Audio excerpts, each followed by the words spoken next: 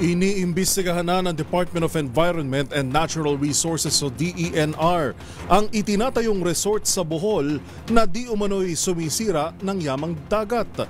Ang mga detalye tinutukan ni Dustin Bayog. Kasalukuyan ng inimbestigahan ng Department of Environment and Natural Resources sa Region 7 ang hindi umanong pagbabakbak ng coral sa tinatayong resort sa Barangay Birhen sa Anda, Bohol.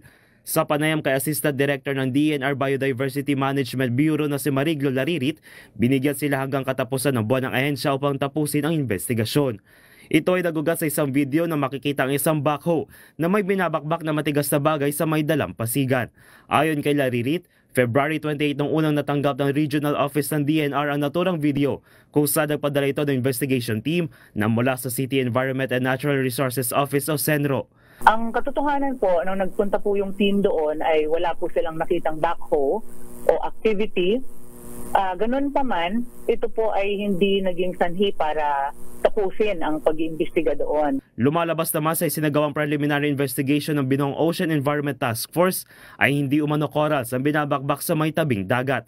At ang kanila pong sinasabi ay ito po yung limestone. Limestone, oo.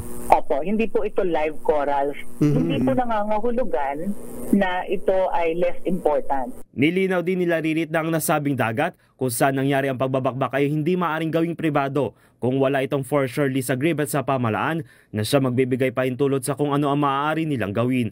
Samantala kung sakaling may pananagutan ng nasabi pagbabakbak, sinabi nila Laririt na mayroon 3 batas na maaari silang mapanagot.